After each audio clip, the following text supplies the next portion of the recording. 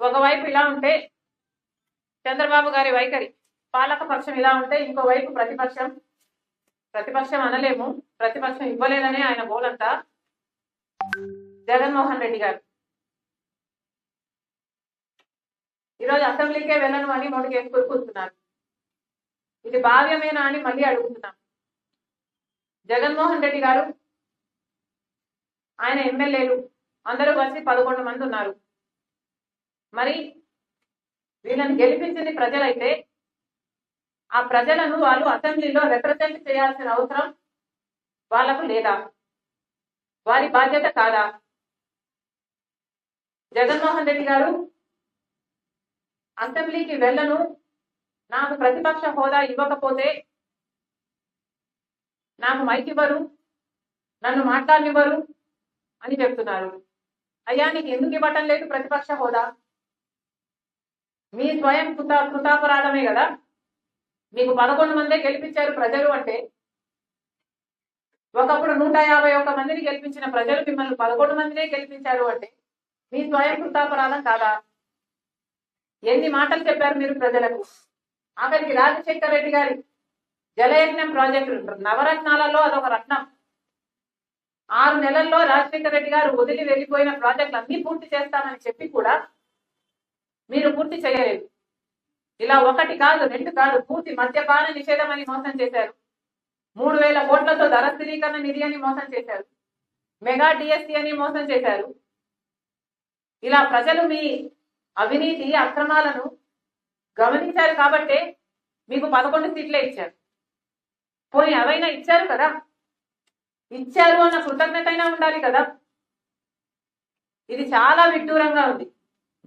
మళ్ళీ చెప్తున్నాం, this is not right. Jaganmohan Reddy గారి అహంకారం, అజ్ఞానమే బయటపడుతుంది.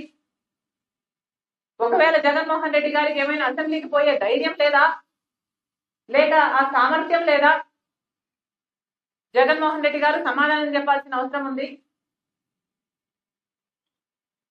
ఈరోజు జగన్మోహన్ రెడ్డి గారి వైసీపీ ఎమ్మెల్యేలకు కూడా ఈ ప్రశ్న అడుగుతున్నాం.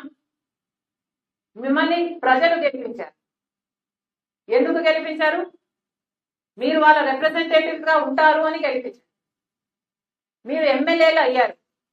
ఎమ్మెల్యే అంటే అర్థం ఏమిటి? Member of legislative assembly. మీరు ఏమిటండి మెంబర్ ఆఫ్ లెజిస్లేటివ్ అసెంబ్లీ? మీరు అసెంబ్లీకి వెళ్ళకపోతే వాట్ ఆర్ యూ? ఆలోచన ఉండనవసరం లేదా? ప్రజలు మీకు ఓట్లేసి గెలిపించారు. మీ డెఫినేషనే అది, మెంబర్ ఆఫ్ లెజిస్లేటివ్ అసెంబ్లీ అని. మరి అలాంటప్పుడు మీరు అసెంబ్లీకే వెళ్ళను అంటే మీరు ప్రజలకు వెన్నుపోటు కొట్టడం కాదా? మీరేమైనా ప్రజలకు ముందే చెప్పారా మేము ఓడిపోతే అసెంబ్లీకి పోము అని? చెప్పలేదు కదా. ప్రజలు ఏమనుకున్నారు? మిమ్మల్ని గెలిపిస్తే వాళ్ళని అసెంబ్లీలో మీరు రిప్రజెంట్ చేస్తారు అని కదా వాళ్ళు అనుకున్నారు. మరి అలాంటప్పుడు మీరు ఇప్పుడు అసెంబ్లీకి వెళ్ళకపోతే మీరు ప్రజలను మోసం చేసినట్టు కాదా? మీకు ఏ హక్కు ఉందండి మేము అసెంబ్లీకి వెళ్ళము అని చెప్పడానికి? జగన్మోహన్ రెడ్డి గారి అంటే అహంకారం అనుకోవచ్చు. మీ అందరికీ ఏమైంది? ఒక్కొక్క నియోజకవర్గం నుంచి మిమ్మల్ని గెలిపించింది నియోజకవర్గంలో ఉన్న సమస్యల గురించి మీరు ఫ్లోర్ ఆఫ్ ది అసెంబ్లీలో మీరు మాట్లాడాలి అని కదా. మీరు అక్కడెక్కడో మాట్లాడతాం, మా ఇంట్లో మాట్లాడతాం, పక్కింట్లో మాట్లాడతాం అంటే ఏమర్థం ఉందండి? మాట్లాడద్దు అనటం లేదు, పోరాటాలు బయట చేయొద్దు అనటం లేదు, కానీ అసెంబ్లీ లో కూడా చేయాల్సిన అవసరం ఉంది కదా. ప్రజలు మీరు పంపించిందే మెంబర్స్ ఆఫ్ లెజిస్లేటివ్ అసెంబ్లీ అయితే మీరు పోము అంటే ఎంత అజ్ఞానమో ఇది బయటపడుతుంది. మళ్ళీ చెప్తున్నాము, this is not right. YCP ఎమ్మెల్యేలకు కూడా చెప్తున్నాము, దిస్ ఇస్ అబ్సల్యూట్లీ రాంగ్. నిన్న బడ్జెట్ ప్రవేశపెడుతుంటే మీరు కనీసం అటెండ్ కూడా కాలేదు. ఇక బడ్జెట్ డిస్కషన్ కూడా మీరు అటెండ్ కాకపోతే అసలు ఈ బడ్జెట్ లో తప్పు ఉంది అని అసెంబ్లీలో ఎవరు మాట్లాడేవాడే లేడు. This is ridiculous. వెళ్లాల్సిన అవసరం ఉంది. సర్కారు చేస్తున్నది అన్యాయం అయితే అన్యాయం అని చెప్పాల్సిన అవసరం ఉంది. సూపర్ 6 కేటాయింపులు ఎక్కడున్నాయని అడగాల్సిన బాధ్యత మీకుంది. ఇసుక దందా జరుగుతుందని చెప్పాల్సిన బాధ్యత ఉంది. బెడ్ షాపులు పుట్టుకొస్తున్నాయని మీరు ఫ్లోర్ ఆఫ్ ది అసెంబ్లీలో మాట్లాడాల్సిన అవసరం ఉంది. ఇవేవి మీ బాధ్యతలుగా కనిపించడం లేదా? మళ్ళీ చెప్తున్నాం, మీరు అసెంబ్లీకి వెళ్ళకపోతే రాజీనామాలు చేయండి. మీరు రాజీనామాలు చేయండి. ఈసారి మళ్ళీ మీరు నిలబడితే ప్రజలకు చెప్పండి, మేము అసెంబ్లీకి వెళ్ళము, మిమ్మల్ని గెలిపించినా మేము వెళ్ళము అని చెప్పండి. అప్పుడు మీరు మీకు ఓటేస్తారేమో చూడండి.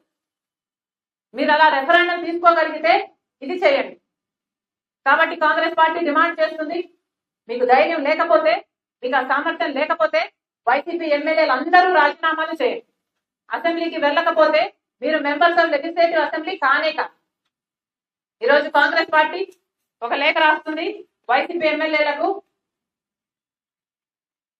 మీరు అసెంబ్లీకి వెళ్ళకపోవడం తప్పు అని చెప్తూ వైసీపీ ఎమ్మెల్యేలందరూ కూడా కనీసం మీ ఇండిపెండెంట్ కెపాసిటీలోనైనా అసెంబ్లీకి వెళ్ళండి, ప్రభుత్వాన్ని నిలదీయండి. జగన్మోహన్ రెడ్డి గారు నాకు సొంత అన్నయ్య ఉండి కూడా సోషల్ మీడియాలో నన్ను అంటే సొంత చెల్లిని, తల్లిని, సొంత చిన్నాన బిడ్డను, వీళ్ళందరినీ మా అందరినీ ఎట్లా పడితే అట్లా మాట్లాడమని ఒక రకంగా ప్రోత్సహించింది జగన్మోహన్ రెడ్డి గారి. ఒక్కసారైనా నిలబడి ఇది అన్యాయము, ఇలా చేయడానికి వీల్లేదు అని ఒక్కసారైనా జగన్మోహన్ రెడ్డి గారు నోరు విప్పుకుంటే ఇవి ఆగేది. కానీ అసెంబ్లీలో జగన్మోహన్ రెడ్డి గారు నోరు విప్పలేదు. సోషల్ మీడియాలో ఇంత నీచంగా వ్యవహరిస్తున్న వాళ్ళ మీద కూడా జగన్మోహన్ రెడ్డి గారు నోరు విప్పలేదు. సోషల్ మీడియాలో మా గురించి ఎన్నో అబద్ధాలు చెప్పారు, అక్రమ సంబంధాలను అంటగట్టారు, నీచంగా అవమానించారు, తిట్టారు, బూతులు కూడా మాట్లాడారు. This is not right. Social మీడియాలో ఇది ఆగాలి. జగన్మోహన్ రెడ్డి గారు బాధితురాలి నేను కాబట్టి చెప్పగలుగుతున్నా, ఇటీవల కాలంలో గత కొన్ని సంవత్సరాలుగా ఒక సైన్యం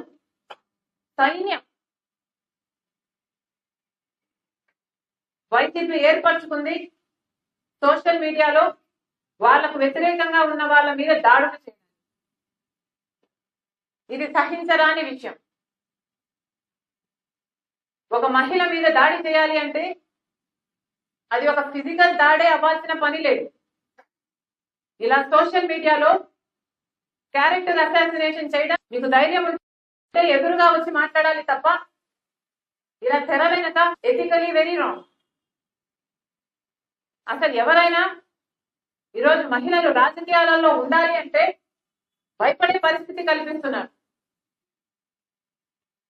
కుటుంబాలలో కమెంట్లు చదవకండి అని మేమే చెప్పాల్సిన పరిస్థితి వస్తుంది.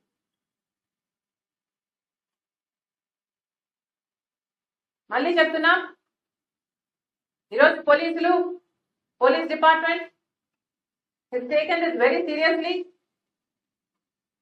We are happy about it. కానీ ఏ పార్టీ అయినా కూడా, వైసీపీ అయినా, తెలుగుదేశం అయినా, కాంగ్రెస్ అయినా, ఎనీథింగ్, సోషల్ మీడియాలో ఒక లిమిట్ ఉండాలి, ఒక రెగ్యులేషన్ ఉండాలి. లేనప్పుడు యాక్షన్ తీసుకోవాలి. ఇప్పుడు కొంతమందిని పట్టుకున్నామని చెప్తున్నారు, చాలా సంతోషం. వీళ్ళంతా విషనాకులే, కానీ వీళ్ళని కాదు, అనకొండాలను పట్టుకోవాలి. పెద్దవాళ్ళు ఎవరో వాళ్ళను పట్టుకోవాలి, శిక్షించాలి. అప్పుడే ఇది ఆగుతుంది. లేకపోతే ఈ సైన్యం ఈ అరికట్టడం అసాధ్యం. Thank you. చెప్పాను కదమ్మా.